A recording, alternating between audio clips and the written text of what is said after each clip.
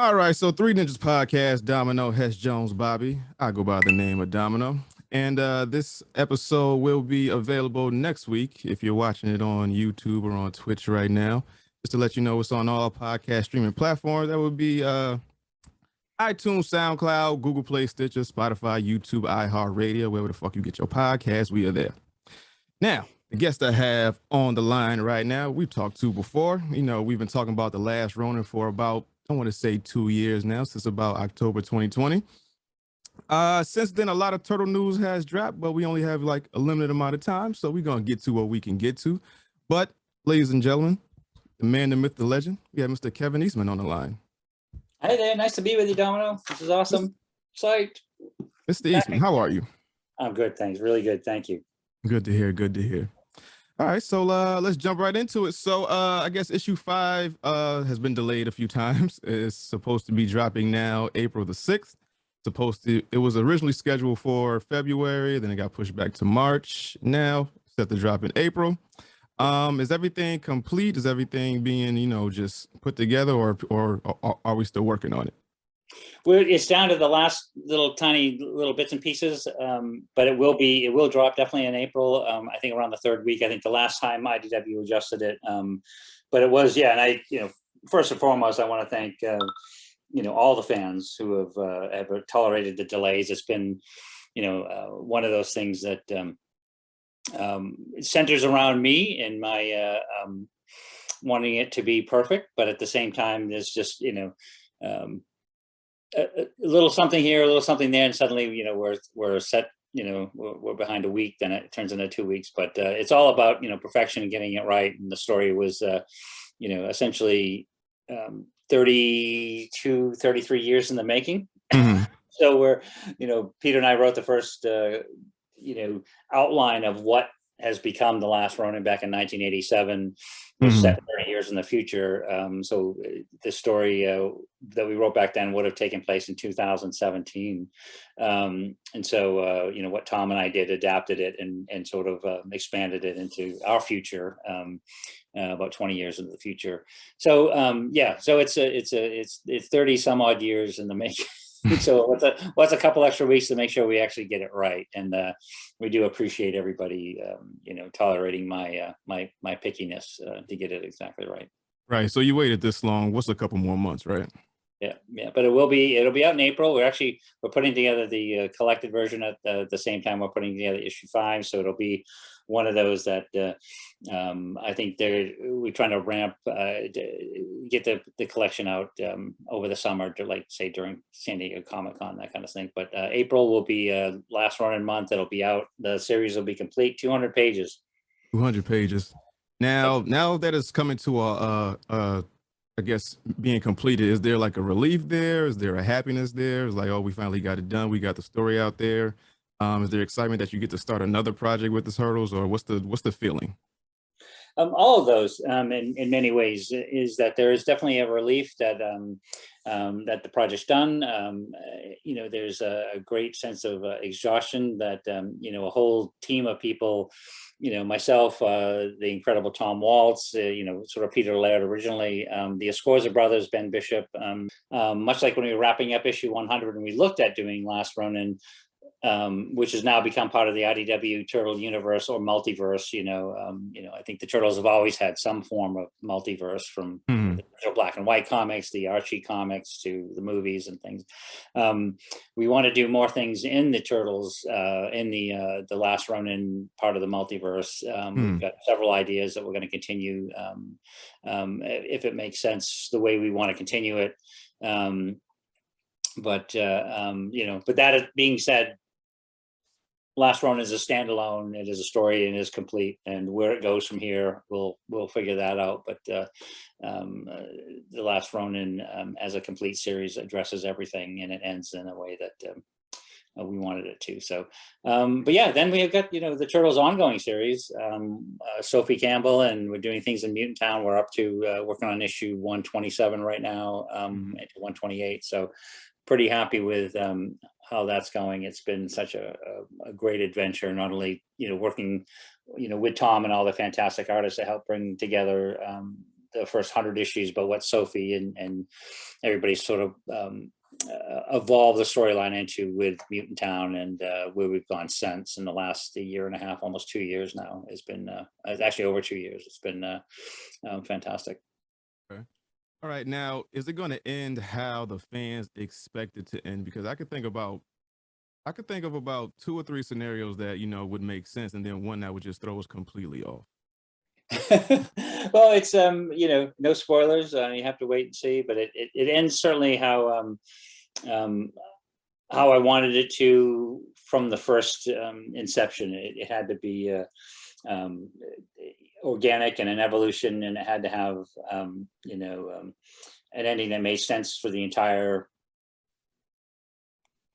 Mirage. I call it because it's so heavily based on the Mirage Studios Turtle universe, part of the multiverse. So it's it did address everything I wanted to, and it solves a number of things that I think that had been out there lingering since the early days of the Mirage Studios Turtle comics. So, Okay. Now, a question about the story itself. Now, whose idea was it to make Casey Marie? I don't know what to classify her as. She's not a mutant. She's not a superhuman. I don't know what she is, but who decided to give her like mutant abilities? it was Tom and I wanted to have that evolve throughout the story. It was a natural evolution, and it's something that we wanted her to have those abilities. And it was because when you think of and you work on a story like that, it has to be very natural and has to make sense. And so when we looked at the foundation of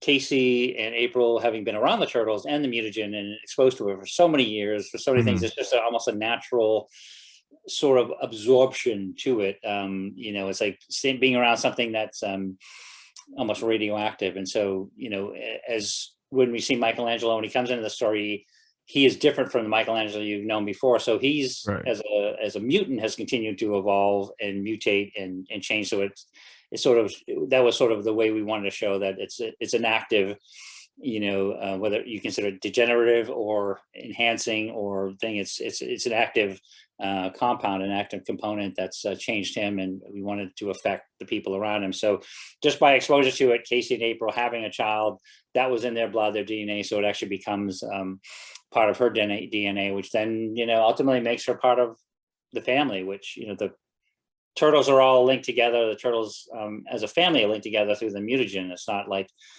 they were 4 turtles in a terrarium that were all brothers, from the same mom, if you will, or the same pod or the same litter or the same thing. But they what made them the family, including the Master Splinter, was their growth and exposure to the mutagen that made them the family that they became. So now we could add Casey Marie solidly to that family. Got you. All right. So like I said in the beginning, we do have a limited amount of time. So I want to get to, some other stuff that are away from the comic. Since we last talked, there's been a lot of Turtle news that has dropped. They announced the animated series. They've announced the live action reboot. They've announced some spinoffs with some villains. And I wanted to know your opinion on the animated reboot with Seth Rogen at the helm.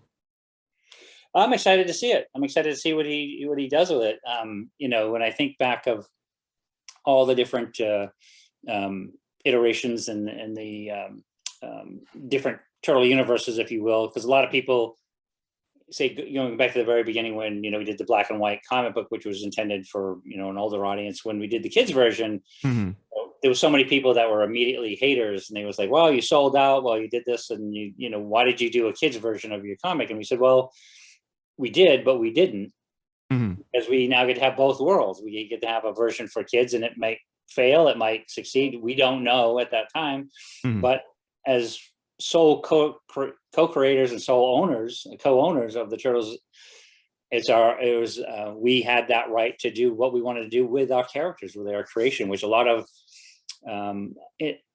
artists and creators and writers that inspired us didn't have that right, or didn't have that opportunity to have say and control over their creations. So so they thought we sold out back then. And so each time you see a different version of them, you say, well, what do you think of this? What do you think of that? And I feel like when you look at early versions. Like one of my favorite versions of the Turtles is, say, the 2007 animated movie, which I thought was Kevin Monroe directed. Did such a wonderful job to Love that movie. Yeah. the 2000 Fast Forward series that Peter oversaw. So we've had different versions of the Turtle universe. So when Seth Rogen came on as a creator and a creative guy and with his team to do what he thought was a version of the Turtles that he wanted to see, then that's what's exciting to me, because it is sort of, much like Ciro Neely did with the 2012 Nickelodeon series, which I dearly loved. He took the ball, he took the foundation, he took the basis of things Turtles and made it his own version of that. Tom Walsh did the same thing with the IDW TMNT comic series. He picked from multiple Turtle universes to create the foundation, which became the IDW universe. So I'm excited to see what he does with it creatively. And if I don't see it beforehand, I'll definitely be one of the guys in the theaters watching it when it comes out. Right, definitely. So now, you mentioned Nickelodeon, and they were talking about doing a villain spin-off movie. So I guess they're gonna pick a different villain each time and just tell their backstory or how they came to be, whatever. Now, are there any villains that you're interested in how they tell their story, or a villain that hasn't had their story told correctly or at all? Are you excited to see any? Well, there's a lot of different ideas floating around, and I think that some of the things that have evolved, out of the comic series, which I think is a great incubator for different ideas to explore. How does Jenica work? What would Jenica do as a standalone story? What would the Triceratons do as a standalone story, or the Neutrinos, or different characters? Krang's evolution, which we've, a lot of that we've explored in the original, the last 10, 12 years in the IDW series. So I think there's definitely bits and pieces and sparks you can build as inspiration to do something in live action. I always had this idea, and I've mentioned it a few times, which I feel like would be great as a comic story, which could actually work as a live action, even TV series, was doing the Gotham or Smallville approach to centering a story around Casey Jones, for example. Like where did Casey start, where he lived in New York City, and his evolution as a character, say 4 years before the Turtles arrived. And so you see him evolve, and some of those characters, again, I really adored the Gotham series. You see where the Penguin came from, where Two-Face came from, where, so many of these characters developed and evolved, and how they came into the Batman universe. You could do something similar. I'm curious to see where it goes. Okay. Yeah. Now, do you think with them having this whole slate of just turtle stuff dropping within the next 2 years, that they're trying to recreate the feeling of the 90s when you guys basically controlled the world with the Turtles? Because they got toys by NECA, they got, like I said, movies, animated, live action, they got this Nickelodeon series, they just got a bunch of stuff dropping. Do you think that they're trying to bring that old thing back? Well, I think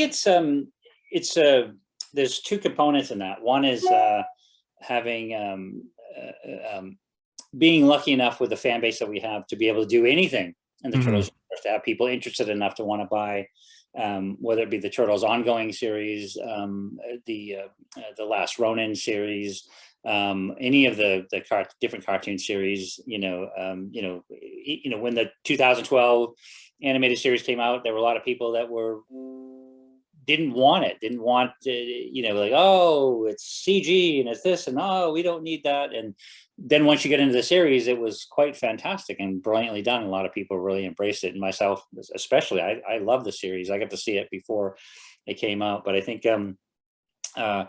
we're lucky that you have companies like partners with Nickelodeon to do like the Seth Rogen movie, to do a live action opportunity, to do, maybe there'd be another Turtles Batman crossover animated series, which I thought was a great sort of exploration and putting our characters in that universe, which I loved. Doing